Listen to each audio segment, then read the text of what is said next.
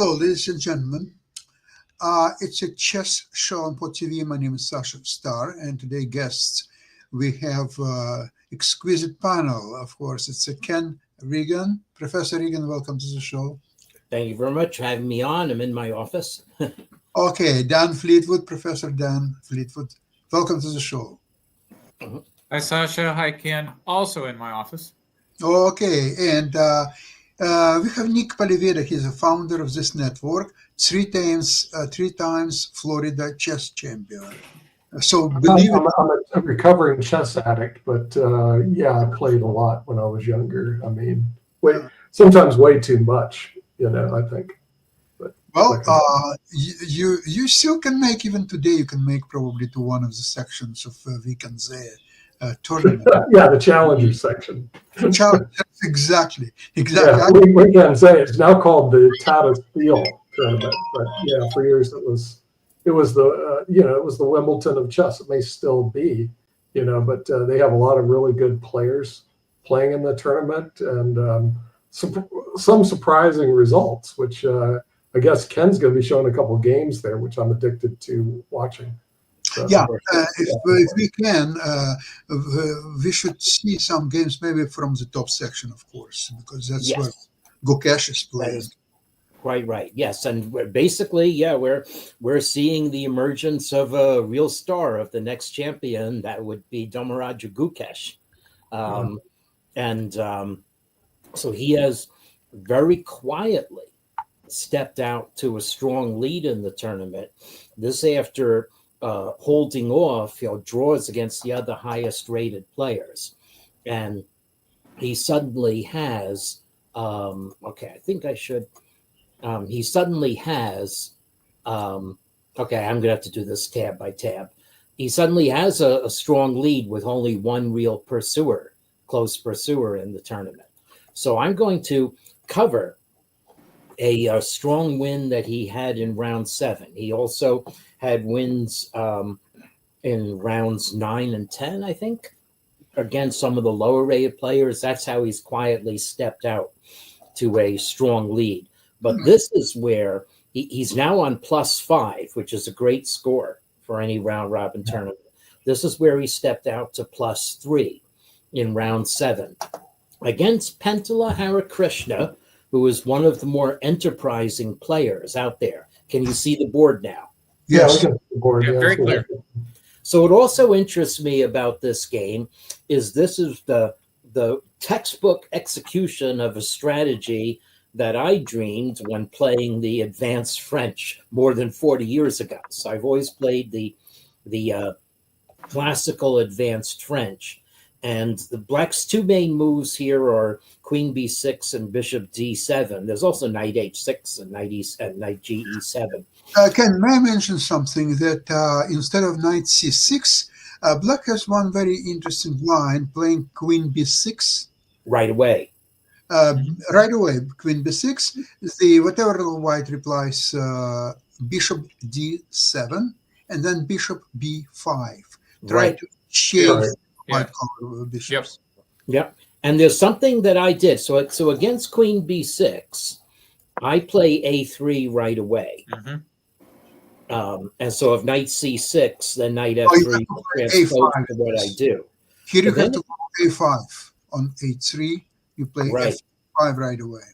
Right. And then there was something. Oh, yeah. If Black plays A5, then this is already a squelch for White. No.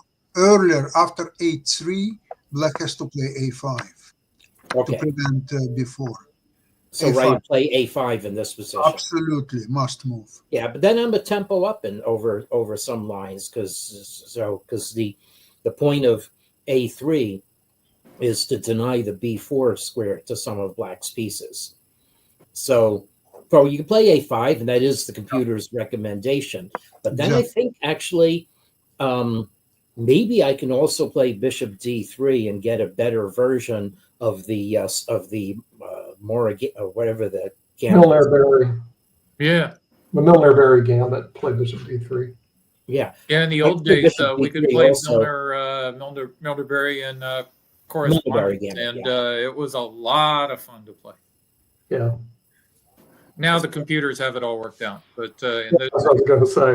It may be dangerous to play the Milner-Berry today, but it used to be a good favorite for blitz chess is to play Milner-Berry. yeah, I won one of those in a USCF Absolute Championship back in the day, and the only reason that I won is because on move 11, Black made a howling mistake. But It's you know, that actually the top line of the computer. So Is the it? computer is Okay, cool. so the Stockfish is saying, Stockfish 17 is saying, I want to play the Milner-Berry Gambit in this position. Oh, it's completely sound. It just shouldn't be completely winning. Right. Okay. Yeah, nice. Where did A4 happen? That's funny. I see. Oh, Queen E2 and A4 Yeah. got thrown in. Yeah, all right. Black could have also played Knight C6 right away. And then, let's see here, though, the computer wants me to play Bishop C2, stopping A4 and guarding. All right. And I I like like white this here. for white Yeah. because you're not going to put a knight on B4 with my pawn on A3. So this position would already make me incredibly happy. So I don't know. At any rate, that's not how the game went. The game went by the They're more classical. Knight C6, and now Queen B6, A3 is the classic way, but Bishop D7 is also a major move. That's all right. And you just play the mild mannered Bishop E2 and castle. And I don't know, takes on D4 maybe a little premature. I'm not sure. And now, so the point here is that white has D4 adequately guarded, and Queen B6 can always be met by Knight A4. I'm not sure it's the best move, but let's just see what Stockfish thinks about it. Oh, actually, G4. Hello. G4. Oh, we get G4 already. Wow, and I guess this pawn is not on pre because white's king is on H1. That's why. Yeah. So Wow. move King H1. The reason for King Number of H. reasons. Yeah. Yes, Yeah. Bishop E3 is Wow, really very nice. So I think Black's capture on D4 is premature. So anyway, so King H1, nice crafty move. Now Rook B1, Mysterious rook move. mysterious rook move indeed. Yeah. So, but the funny thing is, white's going to get kingside pressure out of it. It may be that this was guarding B2 prefatory to being able to move the bishop. So now white starts the attack. This still is the attack. And again, the point, I guess, of the move is that black cannot capture on D4, although that is, actually what the engine wants black to do is capture with this knight. That's right. Yeah. Wow, what's going on here? This is fun. If you haven't prepared this is going to be pretty crazy because black's going to be down a piece. F takes E6. So why can't we? Oh, because rook takes C3 as a pin on the B1 rook. Look Oh, at how that. cute. Yeah. Oh, this is wild. Yeah, this is neat stuff. Mhm. That is very cute. Yeah. So that's what black had to do. So maybe black, was thinking, well, I can't take with this knight because then bishop E3 is once again Yeah, very sure. strong, just as in the other move. But didn't see that you could take with the other knight. Wow. Yeah. See, So I'd like Ken, to this know- is the kind of position in which I'm fond of saying that I can lose this easily from both sides. Yeah. So black acquiescently retreats the knight, but Is now that the best move to retreat, or is it best just take the pawn with the other knight, Ken? yeah. Is that the best move? No, going into the wild complications was the best. I mean, to me, it looks like knight takes D4 is the best move. But I'm Is sure what- that black just got lost in those calculations. I mean, being able to see Lost that. in the calculations. He should have this prepared. I Well, mean, Penfold yeah, is still heard of like your- with a knight. Yeah, I don't think rook B1 was in the calculation. He didn't realize that made that Yeah. possible. serious rook move. Turns But out- Hari Krishna made the move almost instantaneously. Look, after Queen B6 is a Okay. minute 27 Right. left on the clock over there. Wow. Then white plays G4 and withdrew maybe the he just knight. missed Took G4. 4 minutes of thought. So I guess Cool. Hari Krishna did think on that move. Oops. Mhm. Whereas Gukesh, let's go back, actually used more than 20 minutes, used 10 minutes on Rook B1, and then used more than Wait a second. used Wait a second. 14 minutes on G4. Ken, would it be possible instead of Queen B6, play H5 before G4? Yeah. Well, it's a logic. Yeah, Right. H5 is. Let's see if the computer dislikes it. B5 too is a normal move for black. The point of keeping the queen on D8 is that you have knight H4. Oh no, but you don't have it as an option because knight takes F3 is not check. So a lot of black's usual tactics don't work. Yeah, the computer says funny it is 2 lines. Yeah, no, but this just looks like a chess game. But Yeah. you know what? If I were a black player and playing Blitz, this position, I would play H5, Rook B1 or whatever, Bishop E7, and G5. Yeah. Threatening 4. Yeah. Why wouldn't you play H5 here? That seems to be standard. Yeah. Well, the Stockfish thinks it's a .030 inferior move, but So Stockfish likes Queen B6 then? yeah, well, or just Bishop E7, and then the point is that on G4 you can play Knight H4.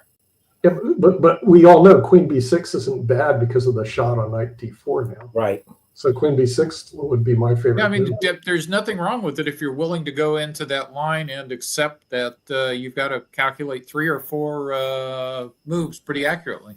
Right. Yeah. What's also funny here, like there's a lot that needs to be plumbed here, is Stockfish thinks that this idiotic looking move is White's best. So I suspect that's what he had prepared to face. I don't know, maybe. So G4. Anyway, so Pentalara Krishna acquiescently retreated the knight. And then Bishop E3. So this is now Rook B1. The point of that is manifest. Yeah, It is defended. And White has overprotecting the center. Black can't even develop comfortably. It's only 0.40 according to the engine. But morally, my expectation playing White in this position says it's already game over. Well, H5 was a good move, and now maybe G5 does put a little bit of a crimp into White's positional play. But so Black's knight emerged, but too early. So what Black should have done here is firm up G6. G6, absolutely. Firm up the position and then really challenge White. White probably is going to try to blast through by sacrificing stuff on F5. Or White can play on the queen side. The Rook on B1 facilitates expansion with B4. So there might be other things happening here. In fact, the computer actually says that White's knight on C3 is not loose and wants White to play B4 right away. But there's nothing wrong with build-up moves. So not playing G6 was an important lapse by Black, and Gukesh pounced right away. Not going to leave that. Yeah, I like that. Left. Yeah. This Clearance. is already Reminiscence of the B6 in like game 11 of the World Final. Mhm. So, yeah. Yeah. So F6, maybe Hari Krishna thought would get enough counterplay against the center, but there's the problem that is where Black's king is. So now we have a monster pawn on G6. And now the other funny thing about this game is it features a march by White's king to assist the attackers. So this is given as a mistake. But it's really It not. doesn't look like a mistake. No, it does not look like I this. think that's one of the chess.com's kind of Yeah. it's overly fine-tuned. Do they recommend Rook G1? Is that the move here? Not Bishop D3, Rook G1. Rook G1 now, yeah, and that's what was played. Yeah, right. That's to me that would be the natural move rather than Bishop D3. Yeah. You know. Especially since the bishop on E2 was eyeing H5. But Right. Well, also, the Rook on F1 has no future. It does have a future on the G file. So Yeah. that's why. No, I mean the evaluation is creeping up there. I'm thinking that bishop d3 was just okay. I think that was Yeah. fine. I think the question mark is It was gratuitous. Yeah. Yeah. I mean, it depends on how long Stockfish runs the exactly. runs the Stockfish engine for, and whatever. But my point again is if I see this board, I think White's going to win 90% of the time. Yeah. Black Well, you have a lot of play. With the counterplay. king searching the center. Yeah. If the position is sprouting leaks all over the place, White is coming in on c5. Now here's we're going to show a funny thing here. So knight c5. So apparently the computer thinks that that White's last move gave away knight a4 gave away a lot of the advantage in b4. And actually thinks now that Black would be completely fine with b5. Well, that's probably going to change his mind. No. Yeah, I think this is one of those positions where it doesn't resolve for about 20 to 24 ply. Yeah. So Black tries to stop White's knight from coming in, but now White is able to pin a weakness down. So Black now has definitely a weak pawn on the queen side, and Black is losing on the king side. So anyway, it's, can Black think of possible counterplay in this position? Well, you really can't get anything going unless maybe you can castle. So you castle. And now White snips off the pawn that Black wasn't able to defend. And this is a very weak attempt at counterplay. Now, again, maybe if I were annotating this game, I would think White's knight a4 coming into c5 was completely sensible. White has an advantage of almost a pawn. The computer says guard the e pawn. If Black takes the g pawn, you can come in on that file later, so you don't care. So the computer wanted White to overprotect the e pawn. But now the funny thing is the computer says that Black is back in the game here. I'm not sure I believe it. Yeah, maybe with perfect play. Well, yeah. Well, let's see. So rook takes c5 is not perfect play. Instead, computer wants Black to double up on the c file, and Right. that looks completely pointless to me. Maybe it keeps White's knight from entering the game. I don't know. At any rate, Black captured and White's knight enters the game, and now White is back on top. So if you're annotating this without a computer, you could very easily just pass over these moves because they look logical. But anyway, now Black captures the pawn, and this is where White now comes in to punish. So attacking on the king side via the queen side. Boy. Okay, now Black's knight can't move because e6 is going to fall, and e6 falls. Now Black's king. Now here comes the fun part. We capture. We invade. Okay, so now White just needs one more touch of something, and Black's position will collapse. So there we go. So take the D pawn, and now White's king starts its march.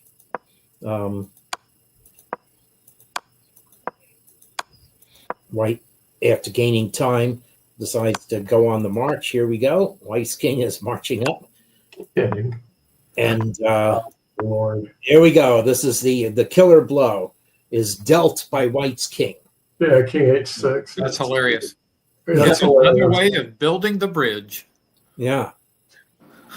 Yeah. Did he resign? And That's so Black cool. resigned. I mean, 2 points down. I like it. That was good. Yeah. Yeah, Very nice. world's champion game for sure. Yeah. So Who would have thought the king is going to just march right up and it's over? Amazing. Yeah. Okay.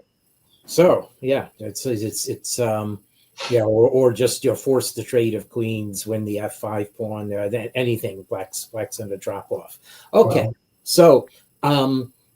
so let me show the the other game and the standings at the moment. Oh, I'm not showing the screen on this tab anymore, but the standings are Gukesh a half-point lead over Pragnananda, and they each have 2 games left. So Pragnananda and Abdusatorov has 2 games left, and he's actually fallen a point behind. So, Caruana lost to Pragnananda. Oh, I did not When think did that happen? Oh, That happened just today? That happened just now. Oh, let's have a Oh, look. wow. Yeah, I- I'm saying Fabio's not doing very well. Okay, so the other game I'm going to show is the game with. Okay, so let me go back to present, and I'll present my my main tab with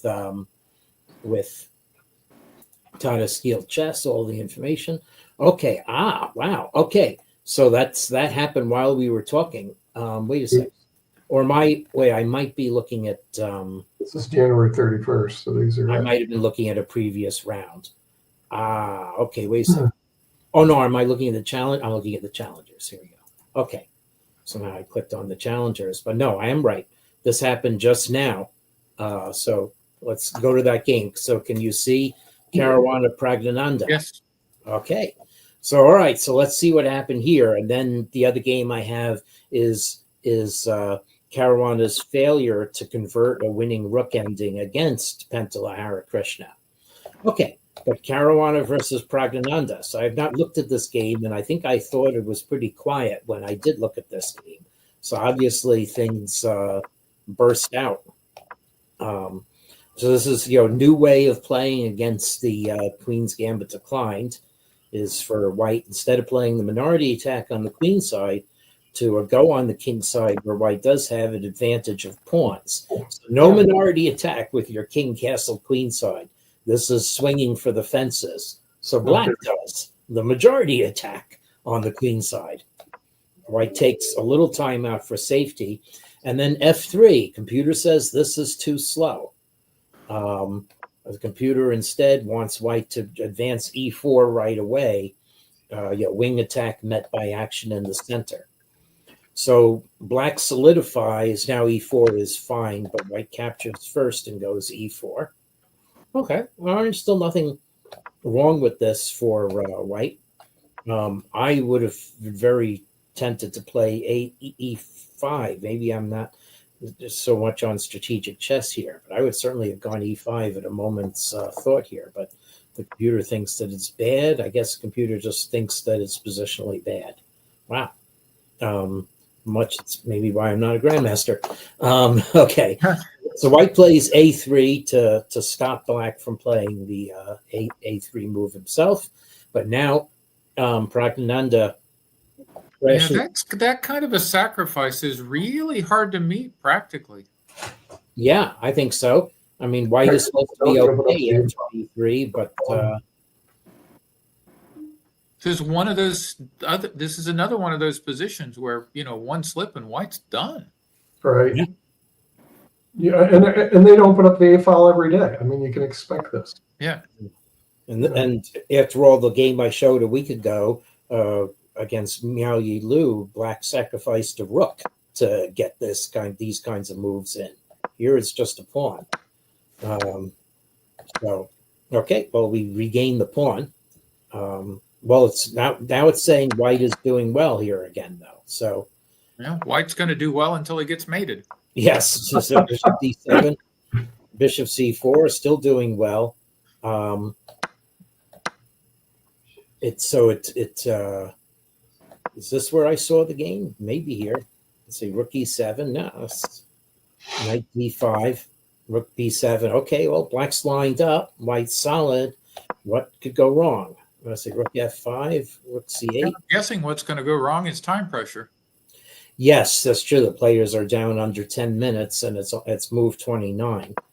Okay, well, logical moves. Okay, but now White's the advantage. The computer says White has evaporated. Yeah, but look at the moves that the computer wants White to play to keep the game even. Basically, it's just shuffle pieces. That's not encouraging. Right, it's not. And this is, a nice defensive looking shuffle move, but doubling on the B file would have been work for black. This is good too. What about bishop a6 instead of rook c2? Is it possible? Instead of rook f2, let's see, bishop a6. What goes wrong here? Rook c2 check. Let's see. Oh, knight. That's That's a Oh, shot. that's painful. Oh, I see. White's That- going to get mated on b2 after. Infernal tactics. Yeah. So that's what's keeping White's bishop out of a6 the whole time. And now knight c5 played. Now queen a3, and there's your slip. Yeah, here we go. So you had to play queen e3. So instead queen e2 has to be the move. Even though queen, see. Oh, isn't that strange? Is hanging b3. Wow. I So- would have never thought of that. Yeah, I would never have thought of that either. What on earth? Why can't I just Why take can't- this pawn? I can take and take. Oh, you got rooks on c8. That's why. Okay. Okay. yeah. Oh, you 97 check, in fact. Okay. So, all right. So the B pawn is not hanging right away, but of course, White's down to a minute and a half before making. Right. That's the problem. So in time pressure, you want to make sure everything's double guarded. But now knight takes b3 works, and the reason it works is that black is going to be able to crash through on b2 check. So if bishop takes Mhm. b3, then rook takes c2, and this is curtains. Goodbye. Well, it's actually beautiful. You know what comes next? All right. Check. Yeah. Rook a2 check, Yeah, that's me. queen b2, a double rook sack. Yeah, That's We're not quite, lovely. that hurts. but Wow. So this is now this was one shot that loses the game in time pressure for White. So now let's see. So once again, bishop takes b3 is ruled out because after the capture is the capture on b1, the b2 square is still yawning for black's queen. So bishop d3, but you can't fault White's play at this point. Knight Yeah, I mean, c5, is that it's the a only little move to keep over black's now. advantage? No, but it is the only move that is absolutely winning. Yeah, so the phantom weakness was on b3 and the real weakness was on b2. Yeah. So White gave up. Wow. Wow. Impressive. The But- 2,800 players aren't doing very well in this tournament. I guess it's a hard day to be 2,800. Yes, that's right. Eric Gaisi is, of course, has fallen down quite a bit. Right. He's gone way down. Remember what Tarash said? It's not enough to be a strong player. You also have to play well. You have to play. Yeah, True. you have to play strong. And Well, and I think some of the other folks are benefiting from being And I able think that- to have, for one reason or another, Prague and some of the others who aren't rated as high have just had a lot more international experience in those top events than Aragaisi. Yeah, I agree. Yeah, showing. And if I have time, I'll just show the end game because this end game will be talked about. It's already being talked about online Oh, I think I saw this one. Yeah. of Hari Krishna versus Fabiano Caruana. So again, tell you on the board. So I've done the position after turn 40 by here we go. It's White Black is just captured, and now we are in a rook end game. Pawns are even, but Black has what the computer judges to be a pawn advantage because Black is able to make a pass pawn. And in some sense, White's weaknesses are more attackable. The pawn on g2, now moving to g4, than any of Black's pawns are not really attackable, unless White can get a rook to the 7th rank. So here we go, making a pass pawn, and there's a very subtle point here. So what's going to go on is maybe Black will promote the B pawn and win White's rook. And then the question is, can White get a pass pawn on the king side in time before Black's king comes back? Right. The other thing that can happen is that Black can use the B pawn as a decoy in order to win white's pawns. That's what actually happens in the game. So the computer says white can hold the balance, relatively speaking, by playing king e2 or maybe king f2. But the move white actually played is very natural to keep white's king in range of the pawn. Okay. And here's the interesting point. The interesting point is that white's counterplay involves the f5 move, and especially the prospect of white's rook entering the game behind that pawn. So the correct way for black to play was to play rook f3, and this wins a pawn right away. So instead, Caruana played the rook here, to attacking white's weak pawn and trying to force this weakness. And then I guess thought that rook f3 would be on the cards. But what did Caruana miss? Because this is, so rook f3, the problem is now you've allowed white's rook to enter the game behind this pawn. So you gave white an important extra tempo. So anyway, white played b3 to tie white's rook down. And now this is where white could have probably equalized the game by playing rook f1. There have been people analyzing this on Facebook and saying that rook f1 with analysis seems to hold for white. So instead, white played rook h1, and now this was the last chance to play the rook f3 move. Yeah. Okay. Or king c4 first and then rook f3. I Yep. guess there must be a tactical reason why after king c4 white can't play rook h7. Oh, you just rook g1 and you're going to queen the pawn. Yeah. Okay. So anyway, so Caruana did play king c4. White played rook h8, and then rook g1 was the wrong idea. So the right idea, the only winning move in this position is rook f3. Right. And then we do get a position. We get this position here. And this is what's so hard. White is going to win the b pawn, but black will be able to cut white's king off. Okay. And so let's see. White can't take with the rook because then rook f2 checks. So white has to do this with the king, and that's lost a key tempo. And let's see. So how does black cut white off? Actually, rook f2. You have to. Black's rook has to keep contact with the f pawn so that black's king can come over and take care of the g pawn. So that was the correct way. But as we see even in this line, it's really very tricky. So Caruana played rook g1 instead, threatening at b2 to queen the pawn. But now, after repetition of moves, this doesn't work for black anymore. So this and now I guess Caruana thought king takes f4, but then rook d7, and black cannot really afford the loss of that one pawn. And it's really, a very quick judgment whether you can cut white's king off by enough files from a position where black's e pawn is the only pawn left. So if we continue this line, rook d7, rook takes d5, king takes b3. Okay, this also requires a lot of judgment as to whether black can cut white's king off or not. But it appears to be that black simply cannot cut white's king off. White's king is going to enter c2 to d1, and we'll get a standard drawn position.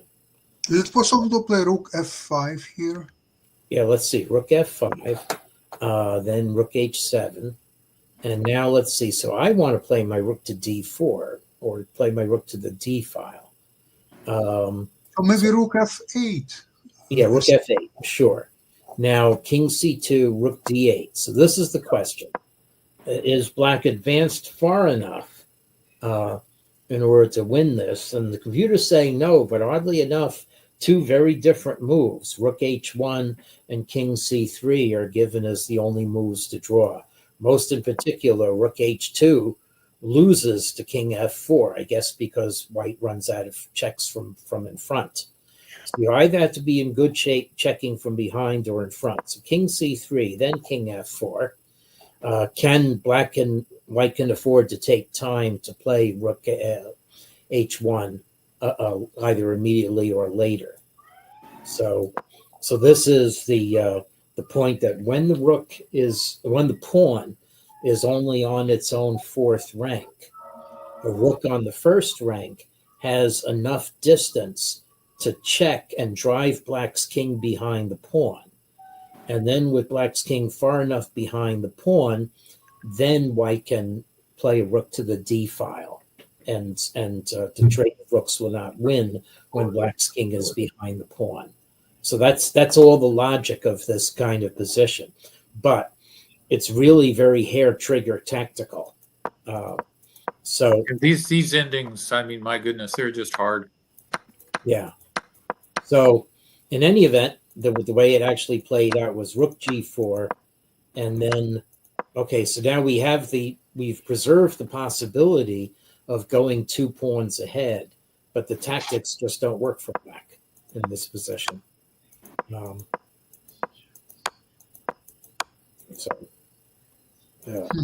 Caruana also short of time. There just isn't a way to. Black has now put the forces back the way they were. There just is not a way to make progress in this position, and here the game is abandoned as a draw. So unfortunate lack of conversion. It's like the Bills having the ball with 3 minutes left and all 3 timeouts. Yeah. I wouldn't call that a winning position, though. But No, but that was a coin flip position. yeah, And yeah. Yeah, you have to somehow find a way to win such positions if you want to take first prize in this tournament or you want to become a world champion. Somehow, one way or another, you must win these positions. If you cannot win these positions, you will not become a world champion. yeah. You're a strong player, but not a world champion caliber. And it's a pity because he's the only one player who played match with Carlsen without losing a single game in regulation time. Mm-hmm. So that's really a pity. But we'll see. Let's see. He has a few years more to play top-level chess, and maybe he'll still make his play even more brilliant and will yield more points in such situations. In the meantime, thank you all very much for today's program. Yeah. Have a great weekend, and we'll see you same place, same time, and we'll look at the final results of this. Great to see you, Dan and Nick, too. It'll be an exciting weekend. So we'll see if Prague. Thank you. Take care, everyone. Okay. Bye-bye. Bye-bye.